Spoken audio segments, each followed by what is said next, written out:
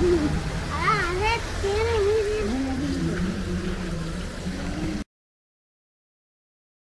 අපි දැන් මුන්නේශ්වරම බලලා ඊළඟට යන්නේ අඟුලිමාල මහ සෑය බලන්න. මුන්නේශ්වරම පහු වෙලා චුට්ටක් ඉස්සරහට යනකොට ඔයගලන්ට ඈතින් පේනවා මුන්නේශ්වරම ලස්සනට පේනවා. මෙතන පාර දෙපැත්තේ තියෙන වැවක්. ඉතින් මේ වැව දෙපැත්තෙන් බලනකොට ගොඩක් ලස්සනට පේනවා මුන්නේශ්වරම. ඉතින් මේක තියෙන්නේ කුරුණෑගල පාරේ. ඉතින් අපි යන් තව ටිකක් ඉස්සරහට ගිහලා බලමු මොනවද තව හම්බ වෙන දේවල් කියලා. ඔයාලා channel එකට අලුත් නම් channel එක subscribe කරලා බලන්න. ඊළඟට මගේ පරණ වීඩියෝ එක බැලුවේ නැත්නම් මුන්නේශ්වරම් වීඩියෝ එක ඉහළ කාඩ් එකේ පෙන්නනවා link එක. එහෙම නැත්නම් පහළ description එකේ දාලා තියෙනවා මම link එක. ඒකෙන් බලලා මුන්නේශ්වරම් පිළිබඳ තිබ්බ වීඩියෝ එක බලන්න.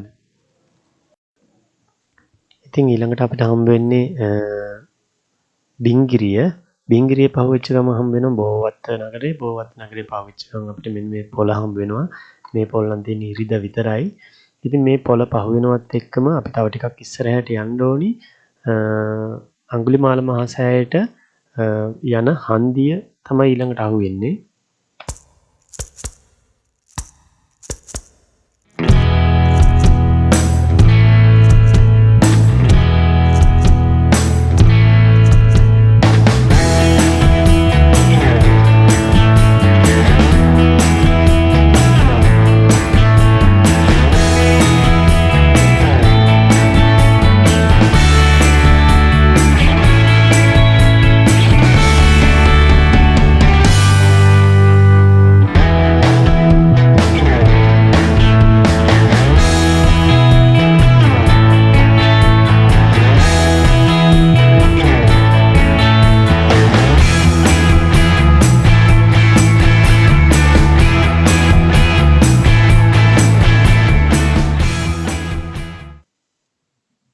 ඔයගලන්ට පේනවා ඇති මෙන්න මෙතන ඉස්සරහ දකුණු පත පැත්තේ සඳහන් කරලා තියෙනවා ශ්‍රී අඟුලිමාල මහ සෑ විහාරය කියන පුවරුව. ඉතින් මෙතනින් අපි දකුණු පැත්තට හැරිලා මෙතනින් ඉස්සරහට යන්න ඕනේ. මෙතනින් ඉස්සරහට මීටර 600ක් ගියාම තමයි අපිට අඟුලිමාල මහ සෑය හම්බෙන්නේ.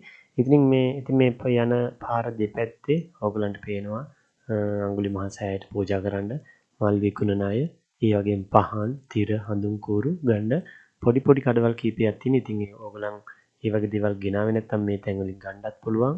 ඒ වගේම තමයි ගෙනල්ලා නැත්නම් වෙනත් ටවුන් එකේ කඩේකින් ගෙනාවත් කමන්නේ. මොකද මේ මෙතන හැමදාමත් මේ පාරේ මේවා තියාගෙන ඉන්න අය පේන්නේ නැහැ. ඉතින් ඒක නිසා ඕගොල්ලන් එනකොට කඩේකින් අරන් ආවත් ගැටලුවක් වෙන්නේ නැහැ.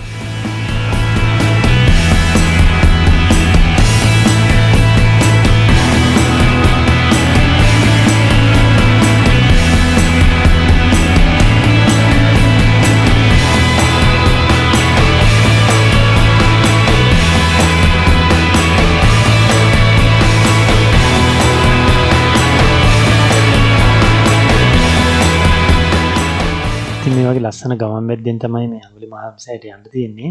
ඔයගලන්ට පේනවා ඇති දෙපැත්තේ පොල්වත්තු එක්කම ගෙවල් තියෙනවා.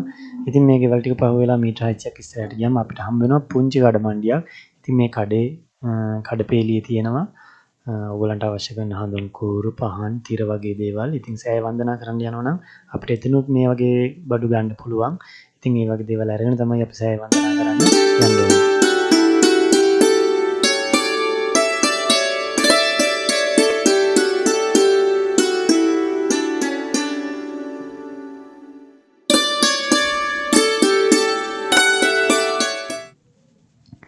ඉතින් මේ කඩමණ්ඩියත් පහුවෙලා තව චුට්ටක් ඉස්සරහට යනකොට ඕගලන්ට දකුණු අත පැත්තේ පේනවා ලස්සනට කිරි බබුලක් වගේ විරාජමානව වැඩ සිටින අඟුලිමාල මහා සෑය. ඉතින් මේක දැක්කම ඕනම කෙනෙක්ගේ හිතේ ලොකු ශ්‍රද්ධාවක් ඇති වෙනවා. දැක්කම ලොකු ආසාවක් ඇති වෙනවා මෙතන වැඩ පුදා ගන්න. ඉතින් මෙතනින් තව ටිකක් ඉස්සරහට යන්න ඕනි අඟුලිමාල සෑය වන්දනා කරන්න. අපි බලමු තව ටිකක් ඉස්සරහට ගිහිල්ලා.